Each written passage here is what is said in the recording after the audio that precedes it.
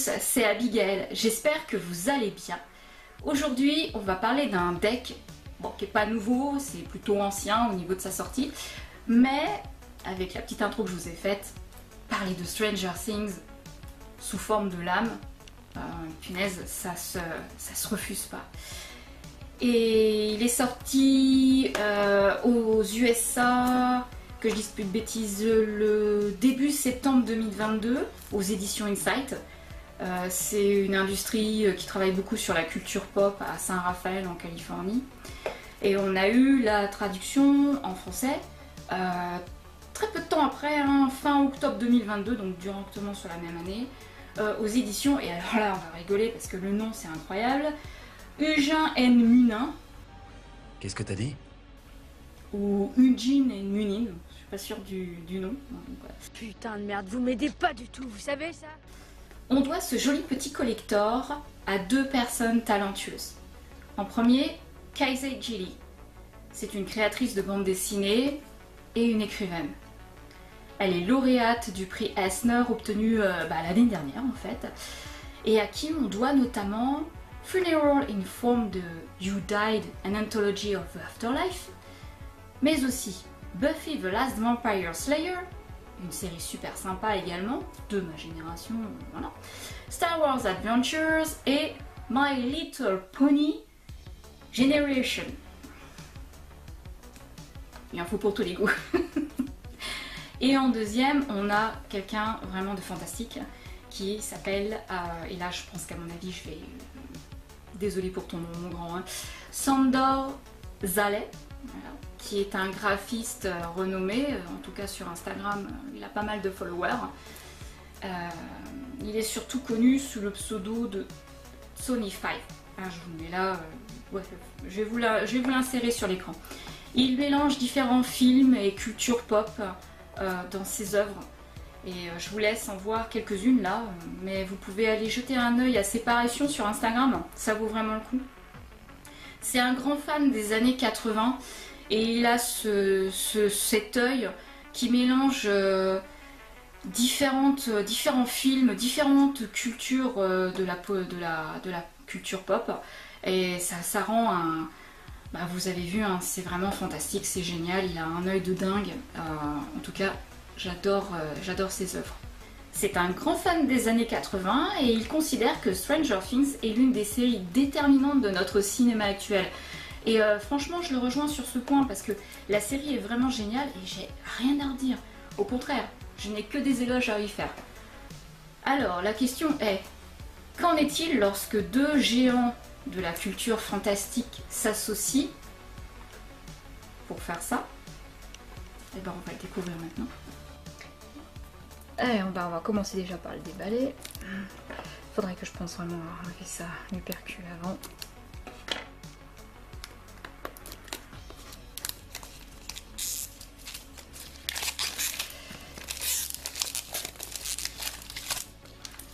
C'est pas une nouveauté, mais ça serait bien qu'ils emballent ça dans du papier craft plutôt que du film plastique là. Ça serait plus joli et puis plus écologique aussi, quoique. Alors, comment elle se présente cette jolie boîte? Alors pour ceux qui ne sont pas connaisseurs de la série Stranger Things, ça va pas du tout leur parler. Mais je crois pas que ça doit être un problème avec le tarot parce que... Alors la boîte, elle se présente. Une boîte cloche, classique, mat. Les inscriptions Stranger Things sont... Ouais, quand on passe le doigt dessus, elles sont en surpiqûre, donc on sent l'aspérité. Ouais. Donc là, on voit que c'est marqué texte de Kaisei Jilly, illustration de Sandor Zale. J'en ai fait une petite présentation juste au début. Là, on voit bien que ce sont les éditions Eugène et Munin, toujours pas ce truc-là. Le dessus de la boîte, on a l'Upside Down qui est représenté avec les petits gamins là, je sais plus comment ils s'appellent les tios, mais avec l'institut derrière où ils ont tenu captif Eleven. Et si on retourne la boîte, Là on voit les monstres. Voilà. Les monstres hideux et pas beaux. Le dos de la boîte. Alors, je vais vous lire ce qu'il y a d'écrit. Inclut un jeu de 78 cartes illustrées et un guide d'utilisation de 124 pages. C'est pas mal. C'est pas mal du tout. Alors, en 4 saisons, Stranger Things est devenu un phénomène pop culturel, proposant un feuilleton fantastique qui a fédéré des millions de fans. Retrouvez son atmosphère mystérieuse et son esthétique si originale dans ce jeu de tarot officiel de 78 cartes, avec arcades majeures et mineures inspirées des personnages et des thèmes de la série. Parce que les cartes, comme les amis, ne mentent jamais. D'accord. Alors oui, effectivement, si vous n'êtes vraiment pas adepte de la série, rien que la petite phrase d'accroche de fin, comme les amis ne mentent jamais, vous n'allez pas la voir. Vous n'avez pas la référence. C'est vraiment un objet collector. On l'ouvre. Oh, les boîtes cloches. C'est pas possible. Bon, c'est neuf, c'est normal que ça s'ouvre avec difficulté. Mais c'est compliqué. Alors, le guidebook. Eh ben écoutez, il est très joli. Alors, c'est pas abîmé, mais ça donne la sensation d'un dossier classifié secret. Et... qu'est-ce qu'il contient donc ? Alors, le sommaire. Bienvenue à Hawkins, où les choses étranges deviennent de plus en plus étranges. Alors, on a toutes les arcanes majeures qui sont bien détaillées. Les arcanes mineures. Ah, c'est marrant ça. Les arcanes mineures, ils ont dû changer parce que c'est marqué les guirlandes, les glaces, les dés et les rayons. Alors ça doit avoir une correspondance avec les deniers, les épées, les coupes. C'est sûr, il va falloir, en voyant les cartes, on va tout de suite reconnaître leur correspondance. Les arcanes majeures, il n'y a rien qui change, c'est comme un tarot de Marseille classique, la papesse, l'impératrice, l'empereur, le pape. Mais c'est bien qu'ils ont changé avec les arcanes mineures, avec les attributs qui sont des années 80, qui sont bien respectés dans le film. C'est très intelligent. Bon, alors forcément, il va y avoir la rencontre de votre tarot. Une petite présentation des arcanes majeures. Pour ceux qui ne connaissent pas les cartes du tarot de Marseille, à la base, quoi, ça peut aider, surtout si c'est la première fois que vous avez un jeu de tarot avec celui-ci. D'accord, et en plus, c'est vraiment spécifié Hawkins, vraiment dans le film. Parce que là, je vois, les arcades majeures sont constituées de 22 des 78 cartes de votre jeu. S'il s'agissait d'un plan de Hawkins, il dessinerait les artères principales et les autoroutes entrant et sortant de la ville, car il représente les événements importants de la vie. Les arcades majeures commencent par le fou, Will Byers, qui rencontrera 21 autres archétypes fascinants au cours de son périple. Il passera par les moments déterminants de la vie, de son développement personnel, et vivra des expériences humaines universelles. D'accord, donc oui, il y a un petit explicatif, et... ah oui, on commence directement par le mat. Ok, et le guidebook est en couleur. La page, elle est complète. On va les regarder une par une. Alors, il y a les arcanes mineures. Et là, ils expliquent. Les arcanes mineures représentent vos actions et vos choix. Sur une carte de Hawkins, ce sera les lieux que vous fréquentez les plus souvent. La bibliothèque où vous retrouvez vos amis, la patinoire où vous traînez, ou les rues que vous arpentez à vélo. Il s'agit d'expériences du quotidien, temporaires par nature et pourtant importantes car elles reflètent votre schéma comportemental. À l'envers, les arcanes mineures vous encouragent à envisager votre situation actuelle sous un nouvel angle. Avant le détail des 4 séries, vous trouverez une description des types d'expériences sur lesquelles chacune se concentre. Vous remarquerez peut-être des thèmes récurrents pour un même nombre d'une série à l'autre. Par exemple, un as évoque toujours un nouveau départ, mais la série dont il est issu détermine dans quel aspect de votre vie celui-ci se présente. Très intéressant. La série des guirlandes, qui est donc liée au bâton, voilà. La série des glaces, qui est... Donc ceci alimentaire. La série des dés qui correspond aux épées. La série des rayons, bien sûr. On finit avec les coupes. Voilà, d'accord. Donc les guirlandes, ce sont les bâtons. Les glaces, ce sont les deniers. Les dés, eh bien, ce sera les épées. Et les rayons, ce sera les coupes. Ok. Mais c'est génial, ça. Ok. Oh, il a l'air fascinant. Les tirages, tiens, ils ont mis les tirages tout à la fin. En général, dans les guidebooks, les mouvements et les tirages sont en début. Ok.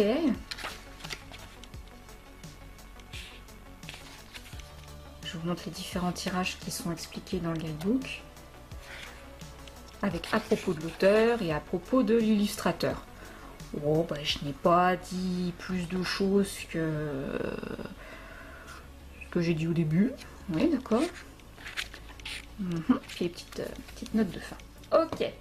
Alors, ok, bon.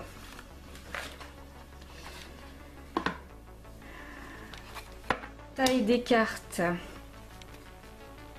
Pas mal. Elles tiennent dans les mains. Elles sont pas trop grandes. Les tranches sont neutres. Par contre, je vais expliquer qu'il y a quelque chose qui cloche avec les cartes. C'est marqué tirage à l'envers. Ouais, ben avec le dos des cartes, je vois pas trop comment on va faire. Parce que c'est pas neutre. Ils auraient dû les faire noirs avec peut-être des petites décos, mais symétriques. Parce que là, faire le tirage à l'envers, on voit bien le flagelleur mental qui est au-dessus, là. Ça va être compliqué, ça va être difficile de faire un tirage à l'envers là. Ça c'est un bémol. Hein. Ok, bon. Alors on va commencer par la première carte. Je ne sais pas, je pense pas que je vais tous vous les faire. Sinon je vais y aller très vite pour que vous puissiez tous les voir. Le fou. Alors avec Will Byers. C'est intéressant.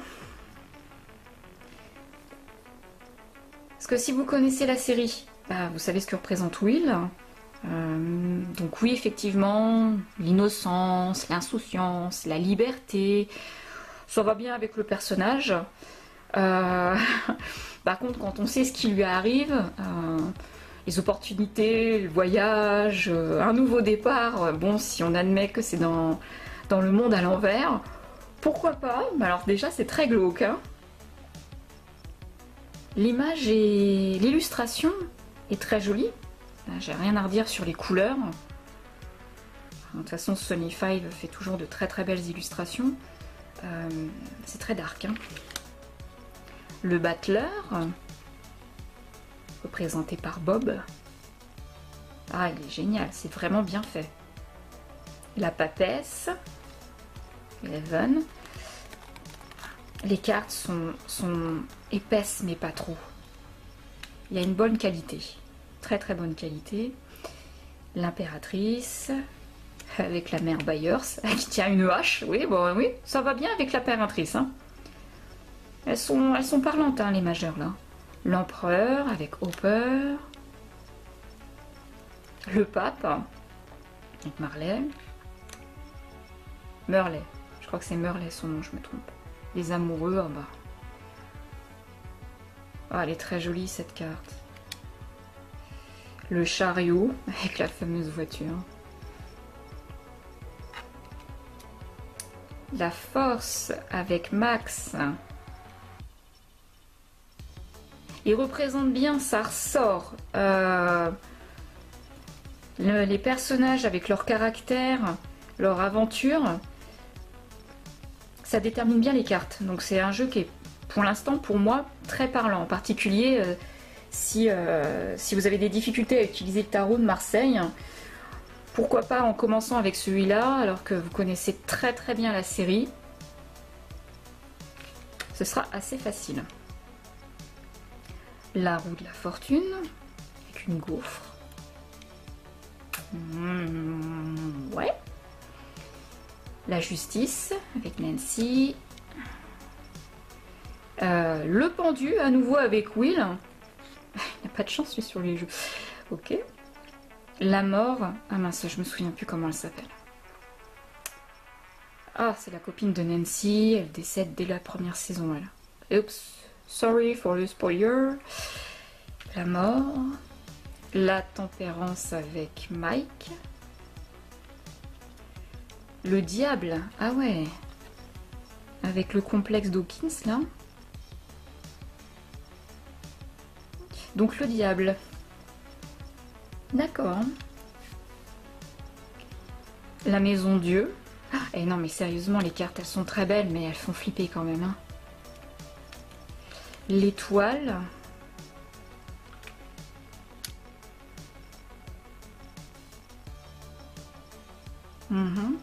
Oui, parce que étant donné que le personnage qui est interprété par, je ne me souviens plus de son nom, je sais que dans la série, il est passé un cerveau. Hein. Je sais que Dustin, il pourrait être le cerveau, mais il représente bien l'étoile. Il est vaillant. La lune. Oh la vache, hein, elle est jolie comme tout celle-là. Le soleil. Oui, bah tiens, je parlais de Dustin il y a 30 secondes avant. Le jugement avec Billy. Oh, le monde. Oh, mais elle est triste cette carte. Elle est très belle. Elle représente bien le monde également. Ah, voilà les dés. Alors, le roi dés. Alors, on va reprendre tous les dés. Hop, j'ai tous les dés. Ok. Alors, on a, je ne me souviens plus non plus de son nom, je crois que c'est la dernière saison qu'on a vue. Je sais juste que l'interprète, c'est celui qui jouait Willy dans la série V et qui faisait les Griffes de la nuit, Freddy Krueger. Robert Englund. Voilà. Ah, dis donc. Dame de dés. Très sympa. Cavalier de dés. Les illustrations sont vraiment très jolies. Elles sont perspicaces. Valet de dés. 10 de dés. 9 de dés. Alors, bon, je connais les significations au tarot de Marseille classique, mais là, je vois pas ce que ça représente en fait. Pourtant, la série, je l'ai regardée il y a pas longtemps avec mes enfants. Et là, c'est quoi ces machins? C'est affreux. C'est glauque à souhait. Ce jeu est effrayant. Hein. Là, on dirait des morts vivants. Celle-là, ça va. Voilà, c'est un joli petit trésor.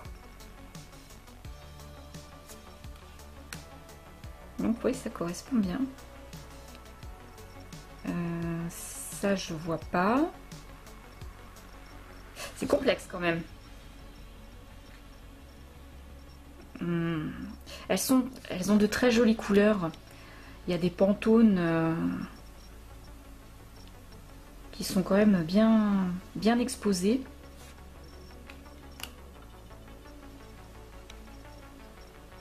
Alors ouais, ça va être quand même difficile pour quelqu'un qui débute.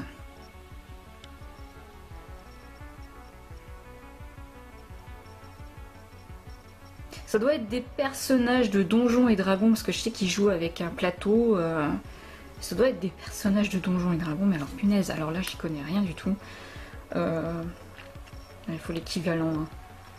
Bon, l'as de dés. C'est un dé. C'est un dé de jeu de plateau, ça. Hein, où ils ont je sais pas combien de faces. Pourtant c'est ma génération, mais j'ai jamais joué. Alors, il m'en reste encore 2 à prendre pour les glaces. Voilà. Hop. Alors, lui, c'est... Oh, c'est terrible. Steve. Roi de glace. Ouais. Bon, elles sont très belles. Dame de glace, donc ça c'est la maman à Nancy et Mike. Bon, je ne sais plus comment, c'est quoi son nom. Donc là on a Robin, cavalier de glace. Et ça va très bien d'ailleurs avec la signification. Valet de glace, Erika. Elle est extra. Ouais, ça va bien aussi avec... Ça va. En fait, Kazay et... mince, ça y est, j'ai oublié son nom. J'ai tellement du mal à le prononcer. Sandor. On fait un sacré travail hein, pour reprendre le contexte de chaque personnage, pour donner la signification correcte avec le tarot de Marseille classique. Ils ont fait un sacré bon boulot. Surtout qu'ils ne doivent pas être du tout adeptes de tout ce qui est divination. Pas mal du tout. En plus, les illustrations sont vraiment chouettes. Bon là, visiblement, ils se sont pas trop foulés, je vous l'accorde. Hein. Je veux dire... Ah ouais. Ah oui, oui, oui. Oui. Oui, oui. Oui, ils ne se sont pas foulés pour celle-ci. Bon, ça représente bien, il n'y a pas de souci, hein, mais oui, au niveau des... Ils se sont pas foulés. Ça donne faim. Bon, j'ai pas envie d'une glace actuellement parce qu'il fait un froid de canard pour ce mois de juillet, là. Alors, je sais pas comment c'est dans le reste de la France, mais dans mon nord, nous, on est gelés, hein. Pas de canicule, hein. On sent rien de tout ça, nous, hein. Il pleut, il n'arrête pas. Et l'as de glace. Très jolies. Elles sont jolies.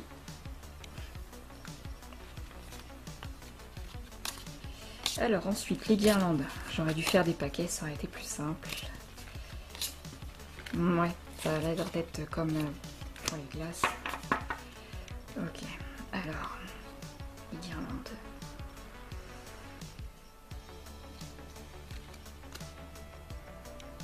Dame de guirlande. Les couleurs sont vraiment super bien exposées. Personnages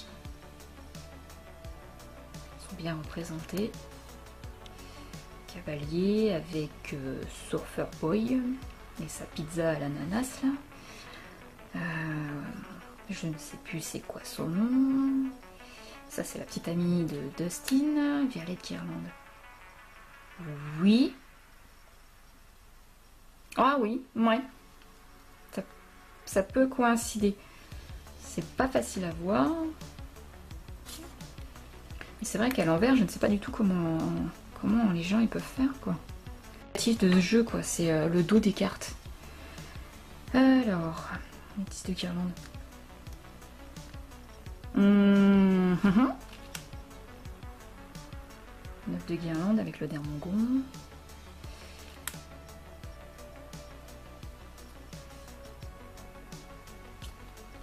Bon, il y a un souci évident quand même dans les interprétations de ce qu'ils ont voulu en faire. Erika qui est dans le tunnel là, je crois que c'est la saison 3.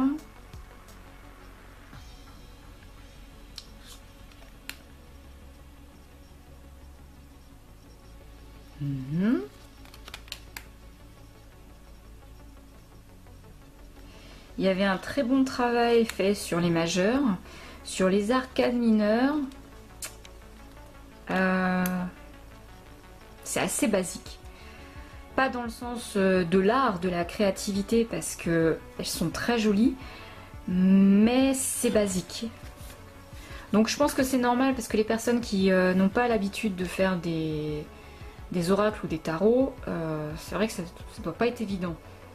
Peut-être faire appel à une troisième personne pour concevoir le jeu, ça aurait été bien. Puis on va finir avec les rayons.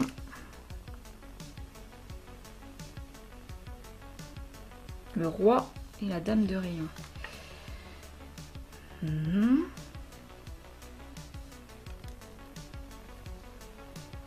Cavalier de rayon. Je suis en train de penser à un truc. Est-ce qu'ils ont donné une autre signification que... Ça me traverse l'esprit là. Est-ce qu'ils ont donné une autre signification aux arcades de base?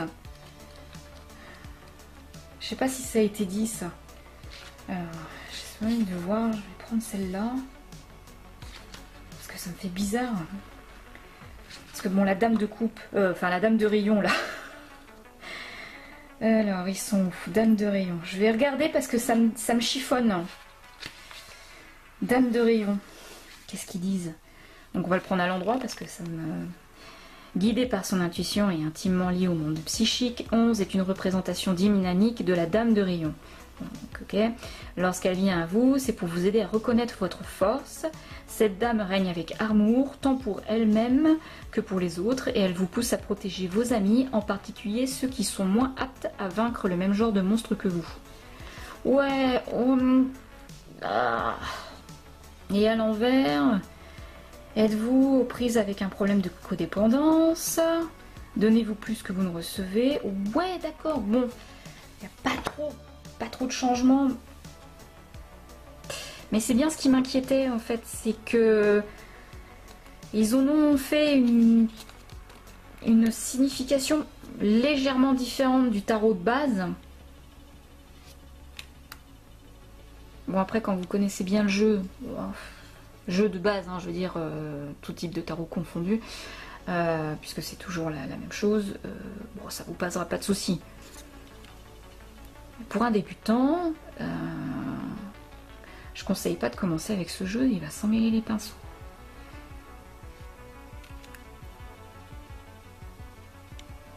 Oui, après ils ont fait la représentation des vélos, parce qu'il y a une importance capitale dans la série avec les vélos. Bah là par exemple je ne comprends plus. Je vois pas le rapport en fait. Comment on peut passer de celle-ci à celle-là? Oui, parce que bon, là c'est Alexei, donc le 6 de rayon, et je ne vois pas, où le rayon. Ils estiment que les pailles c'est les rayons? Bah, elle est très jolie, je dis pas le contraire. C'est de l'art, mais sortir dans le jeu, parce que là, bah, tout de suite derrière, on repasse sur le vélo. Là, on a le guidon avec une marelle. Ouais, il y a des petits hicks dans le jeu. Et l'as de rayon, ok. Alors, mon avis personnel, ça ne tient qu'à moi. Le jeu est très beau. Vraiment, les cartes sont super jolies. Ouais, elles sont un peu sombres, même avec des très belles couleurs, parce qu'on voit hein, quand même, il y a un dégradé de couleurs qui va du rouge vers le vert. C'est très joli, avec le petit cœur et tout. Il est vraiment très beau, mais bah, c'est un jeu un peu effrayant, ça va avec le contexte. Donc là, on a un raccord complet, mais jouer avec... Pour faire de la divination, pourquoi pas, mais pas pour un débutant, pas pour quelqu'un qui s'y connaît, parce qu'il va s'y perdre. Déjà avec le dos des cartes, faire un tirage à l'envers, bah